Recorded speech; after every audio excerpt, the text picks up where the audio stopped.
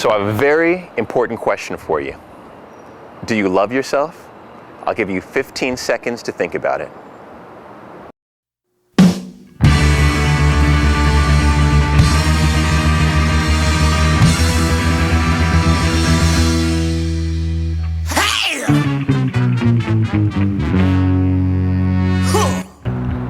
So your time's up, 15 seconds. What's the answer? Do you love yourself? Well, if the answer is no, then this episode is for you. And that's regardless of if you're in or out of a relationship. It's often said that you can't give something unless you already possess it. So how can you unconditionally give love if you don't unconditionally love yourself? Now, relationship experts like to say, and they often say this, that loving yourself is the first step to a healthy relationship. But what I don't often hear is, how do we do that if we don't love ourselves? I mean, how do we walk the path to learning how to love ourselves? Pop culture tells us we need to shop more.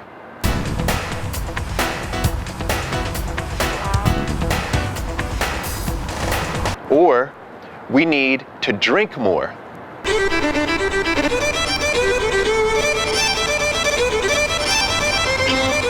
Or we need to watch more movies.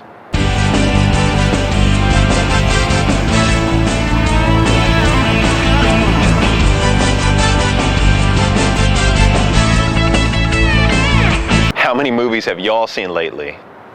So what I've done is I've distilled all of my thoughts on how to walk the path to becoming one that loves yourself into 3 tips. Step number 1 is evaluate. You must evaluate yourself. Now, us life coaches like to use what we call the perspective wheel. This is a tool we use to gauge whether or not our client's life is in or out of balance. Now, what I like to do is I like to look at my client's life and line up the various categories of their life: career, education, health, spirituality, etc., etc.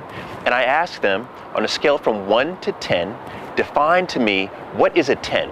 So in your career, for example, what does a 10 mean? What does it mean to be optimal in your career?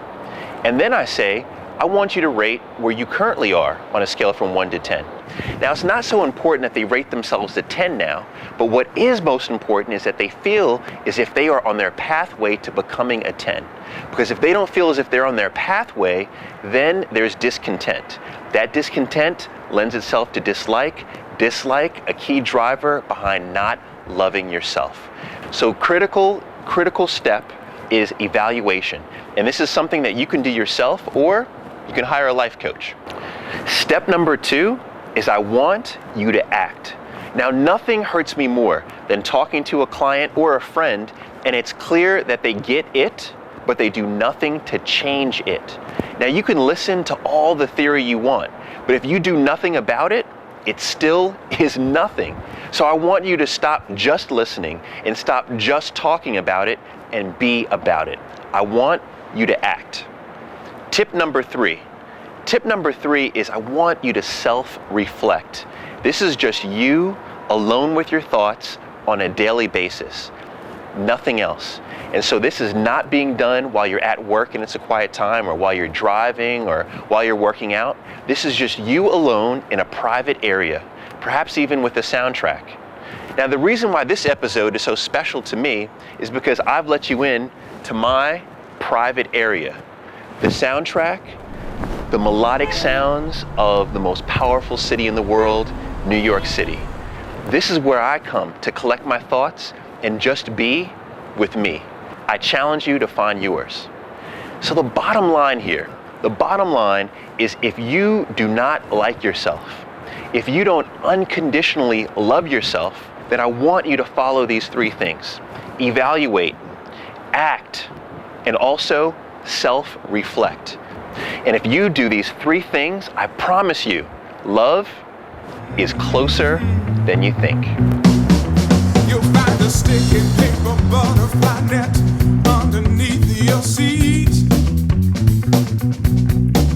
We're kicking, snaring to the air so you can catch the beat. We're shooting bass butter on the dance. We're gonna help you move your hips. And to blow your mind out, you and I the top selling movie you guys have in here? Is there a sexual